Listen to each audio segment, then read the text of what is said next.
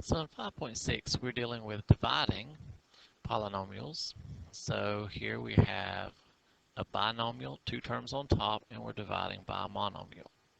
So when we're dividing by a monomial, if we only have one term on bottom, then we can simply break this up into multiple fractions. We can take each term on top and divide it by the denominator. So the first term over x plus the second term over x. Let's think about real quickly why that works. If you imagine that we were trying to go from here to here, we are adding fractions. And if we're adding fractions, we have to have the same denominator. If we have the same denominator, we just simply combine the numerators and put it over the denominator. And that's what we have here. We have the numerators combined over the common denominator.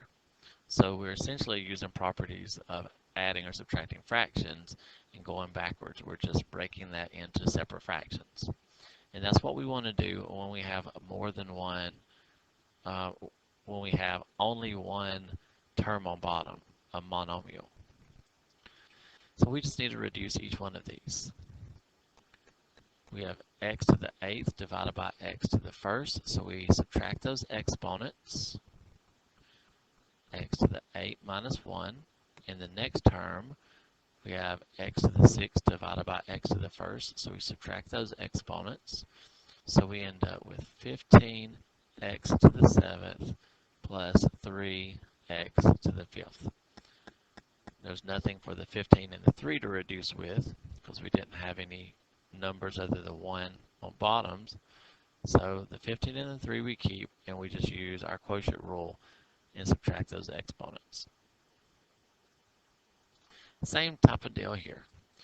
We have a monomial, one term on bottom, so we take each term in the numerator and put it over our denominator.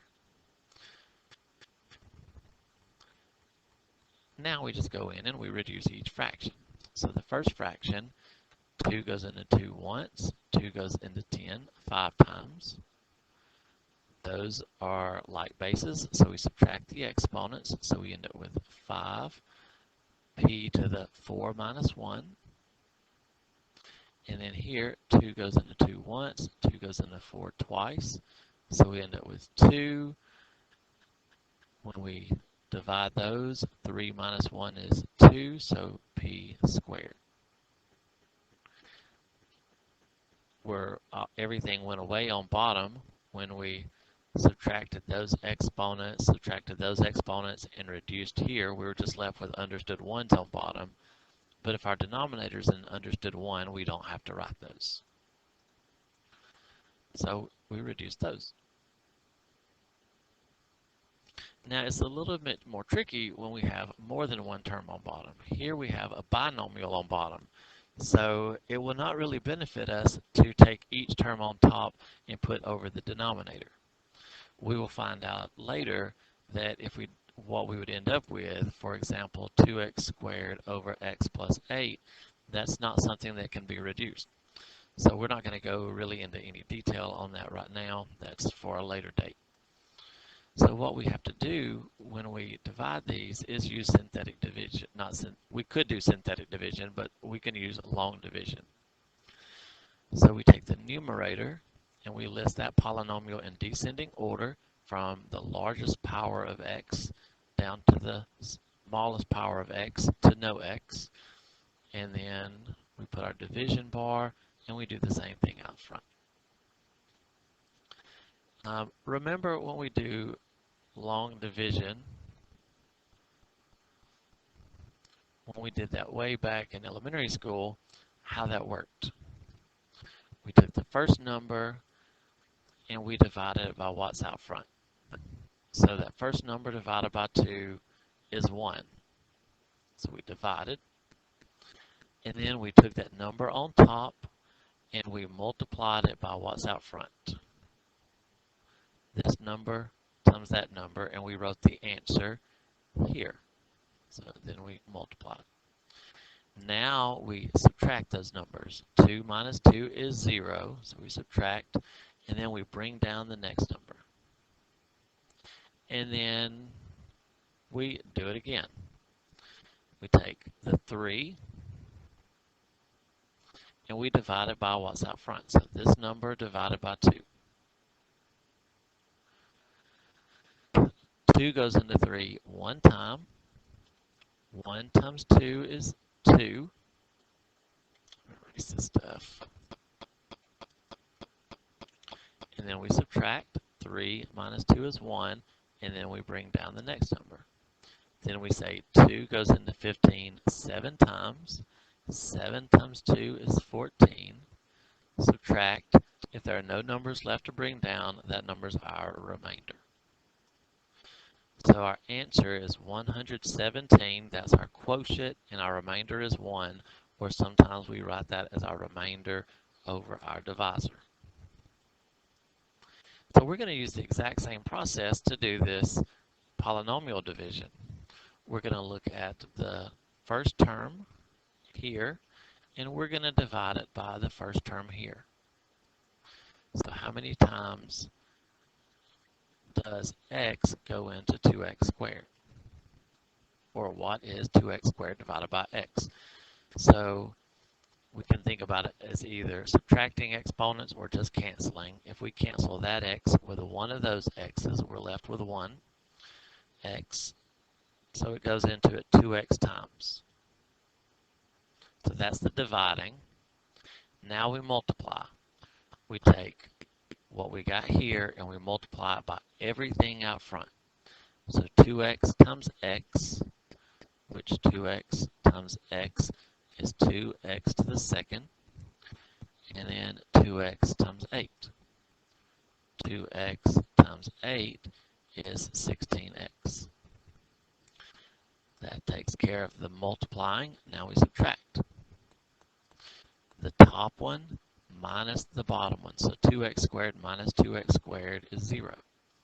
17x minus 16x is 1x. After we subtract, we bring down the next term. So bring down the 8. And now we start over. We do the first term here divided by the first term here. So 1x divided by x. Those cancel, so we get just 1. After we divide, we multiply. 1 times what's out front. So 1 times x and 1 times 8. And then we subtract. 1x minus 1x is 0. 8 minus 8 is 0. There are no numbers left to bring down, so that's our remainder, and that's our quotient. So x plus 8 goes into that polynomial 2x plus 1 times with nothing left over.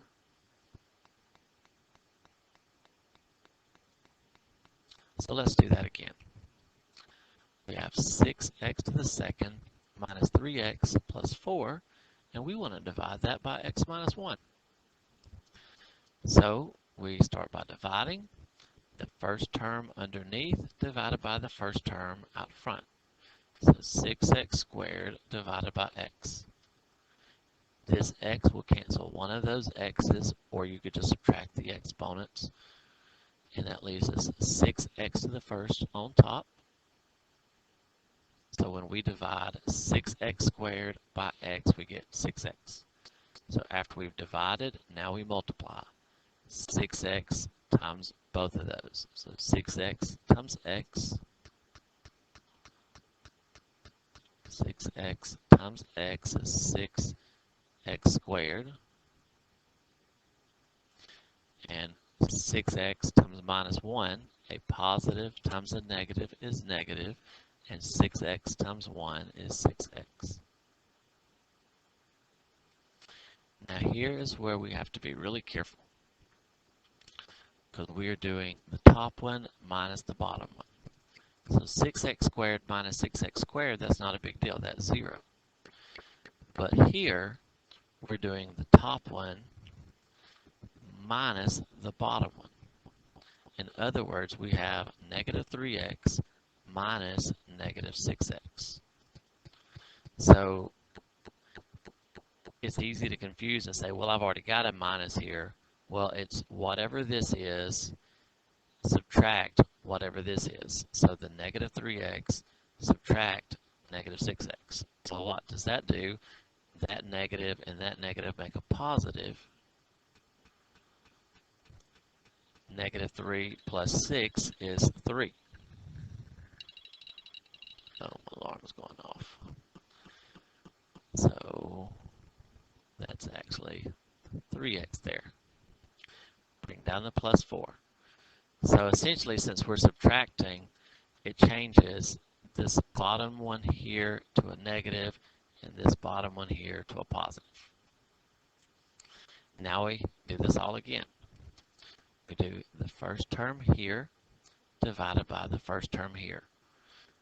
3x divided by x. So the x's cancel. We get 3 and then multiply. 3 times everything out front. So 3 times the x is 3x. 3 times the negative 1 is negative 3. We're subtracting. So 3x minus 3x is 0. 4 minus negative 3. 4 minus negative 3 is actually 4 plus 3, which is 7. No numbers left to bring down, so there's our remainder. So in my math lab, they're probably going to ask us to write this as our quotient plus our remainder over the divisor. That's often how they ask us to write that.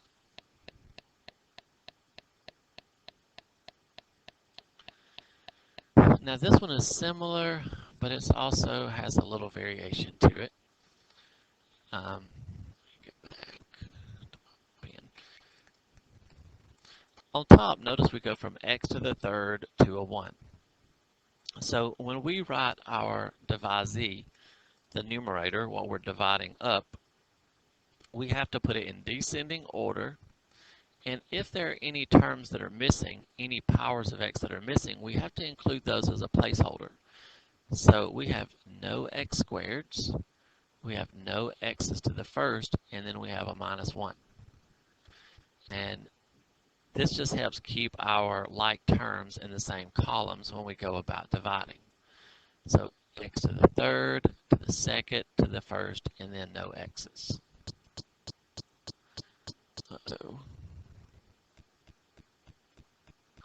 we're dividing that by x to the first minus 1. So out front, that's in descending order, and we didn't skip any powers of x. We went x to the first to no x's. So now we do our dividing, multiplying, subtracting, and bringing down. So x cubed divided by x. If we subtract those exponents, 3 minus 1 is 2. So it goes into it x squared times, and then multiply that times what's out front. So x squared times x to the first. We add those exponents. That's x cubed. X squared times negative 1. Well, a positive times a negative is negative. And then anything times 1 is itself. So x squared times 1 is x squared. Subtract, so x cubed minus x cubed is 0. Nothing minus a negative, so really plus x squared. Nothing plus x squared is x squared. Bring down the 0x. Now we do it again. X squared divided by x. So either subtract those exponents or just cancel out. And that gives us x. Now we multiply. X times everything out front. So x times x is x to the second. X times minus 1 is minus 1x. So subtract x squared minus x squared is 0. Nothing minus a negative 1, so plus 1. Nothing plus 1, x is 1x, or just x. And then bring down the minus 1. And now we repeat. 1x divided by x. The x's cancel. That's just 1. And then we do 1 times everything up front. So 1 times x. 1 times minus 1. 1x minus 1x is 0. Negative 1 minus a negative, so plus 1. Negative 1 plus 1 is 0. Nothing left to bring down, so that's our remainder, and this is our quotient.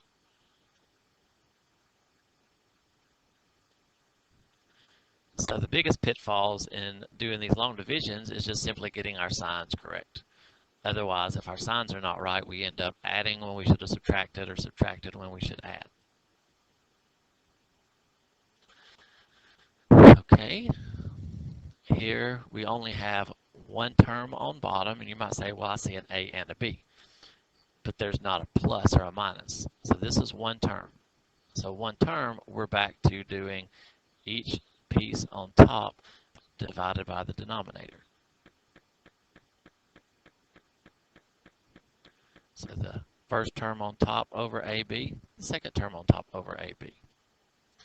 And we just reduce. We can either do it as subtracting exponents or just canceling. So we have a to the second minus a to minus 1. We have 2 and 1, so b to the 2 minus 1. Here we have 4 and 1, so a to the 4 minus 1. And those b's, those just cancel out.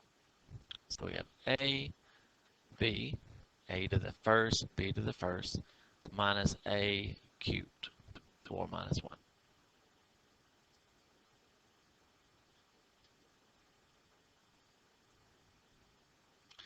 Here we have 3 terms on top, but only one term on bottom. Nothing is added or subtracted on bottom, so each term on top over the denominator.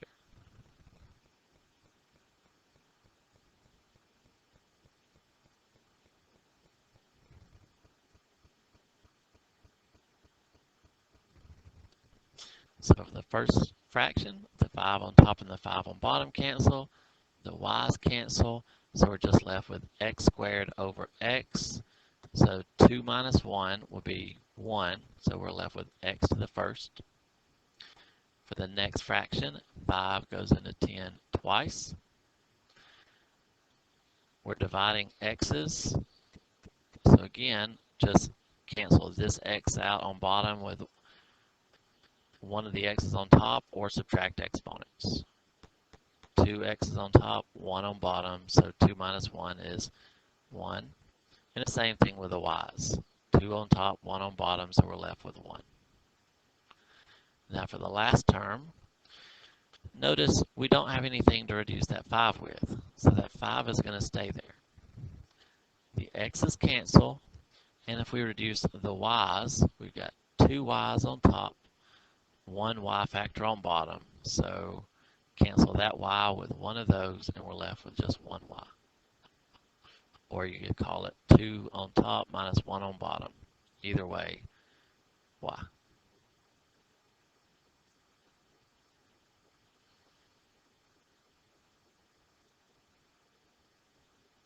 Now, one more. 2 terms on bottom, so we have to do long division.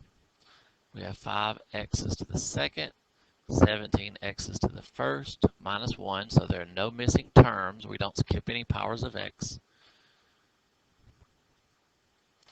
So first term divided by first term. 5x squared divided by x. So x squared divided by x, if we subtract those exponents, 2 minus 1 gives us x to the 1.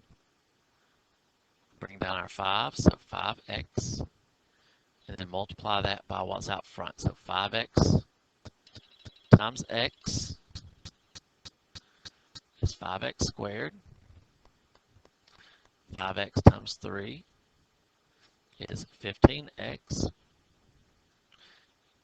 The 5x squared minus 5x squared is 0. 17x minus 15x is 2x. Bring down the minus 1, and then do 2x divided by x. So the x's cancel, so it goes into it twice. Now do that times everything out front. 2 times the x is 2x. 2 times the 3 is 6, and now subtract. 2x minus 2x, minus 1 minus 6. Remember, minus 1 minus 6, same sign, so we add, take the sign of the bigger. No numbers left to bring down, so that's our remainder. That top part, that's our quotient. So they're probably going to want us to write that as 5x plus 2. Our remainder is negative, so minus 7 over x plus 3. So that's the sampling from 5.6.